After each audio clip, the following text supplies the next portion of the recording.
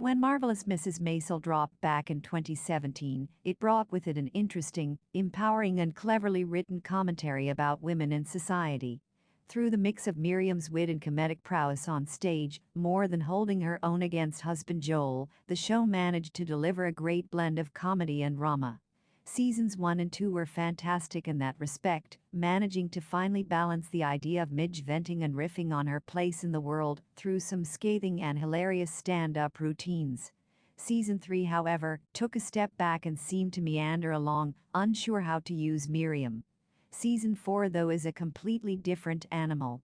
Now, this is one of those shows that's enjoyable to watch in the moment, but the whole time you're waiting for something big to happen.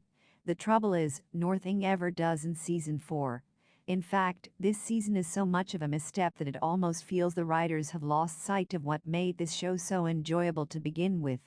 I may be a little contradictory with the negative vibe in this review, especially if you've been following my recaps and seen the star ratings I've given each episode.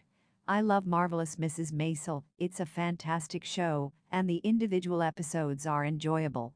As a collective whole, and with the benefit of hindsight, this season has some big problems that are hard to overlook. This season, the struggles of a stand-up comic is a little odd given there isn't really any stand-up comedy. In fact, until the final episode, Midge has about 15 minutes total worth of time on stage, with the bulk of the runtime taken up with familial drama. Only half these storylines aren't even resolved by the time the 8th episode ends. The story itself picks up at the end of season 3. Miriam has been kicked off Shy Baldwin's tour, and she's still struggling to find her place in this man's world. She's furious, playing the victim and claiming Shy has missed out on a big opportunity. Midge eventually dusts herself down and decides to go on her own terms, making it big by headlining acts and doing things her way.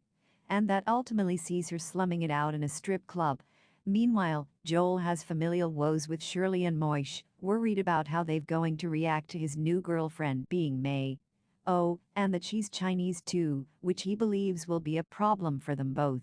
Alongside this subplot are several others, including Rose getting into the matchmaking business, Abe starting to follow his dreams, and Susie branching out and trying to bring more talent into her newly established business.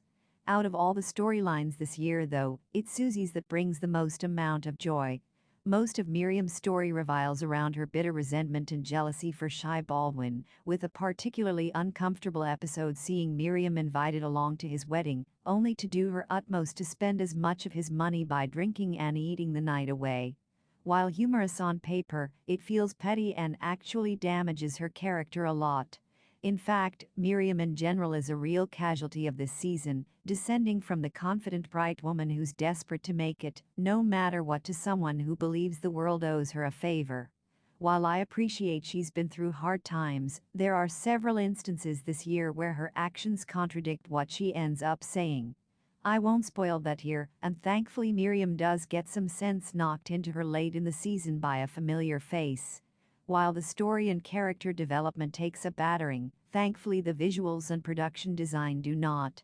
This is still one of the better-looking shows on TV, and despite its bum notes, manages to pretty up every single set to exquisite detail. The sets, costuming and camera work are all absolutely fantastic, and it helps give this show a gloss that's unrivaled on the small screen outside powerhouses like The Crown. Unfortunately, strong visuals and impressive sets will only get you so far. Without a compelling story or good character growth, all that good work accounts for nil. That's a shame because there are glimmers of brilliance in this set, but instead of hearty laughs, season 4 broadcasts out to silence. Let's just hope season 5 can reel the crowd back in and get those laughs